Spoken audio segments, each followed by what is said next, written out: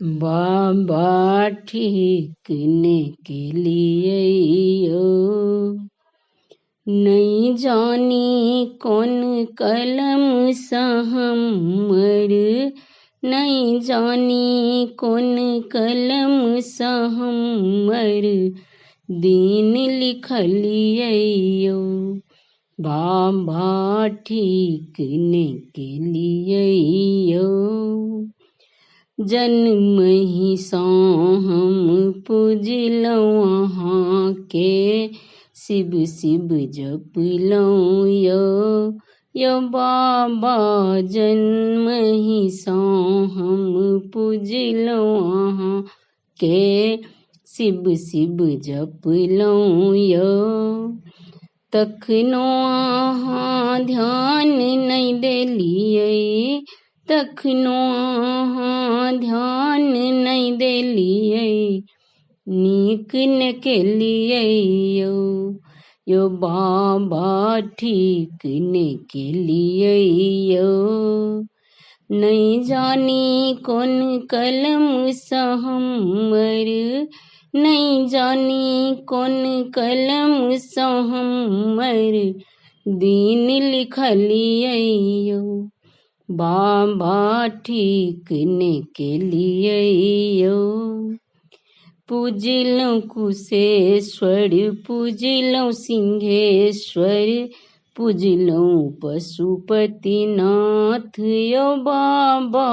पूजलौं कुशेश्वर, पूजलौं सिंहेश्वर, पूजलौं पशुपतिनाथ।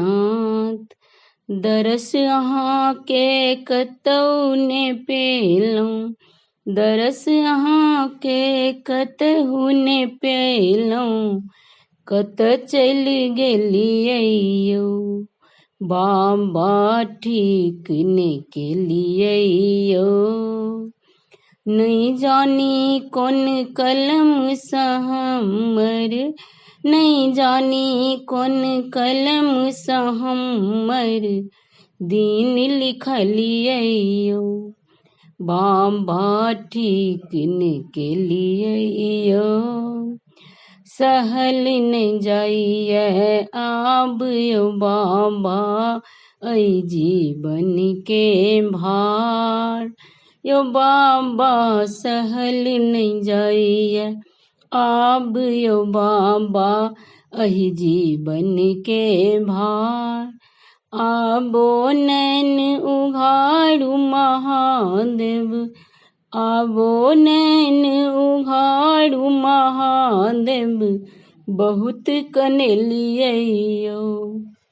बाबा ठीक ने केलियै यो नहीं जानी कौन कलम सा हमर, नहीं जानी कौन कलम सा हमर दीन लिखलियै यो। बाबा ठीक ने केलियै यो, बाबा ठीक ने केलियै यो।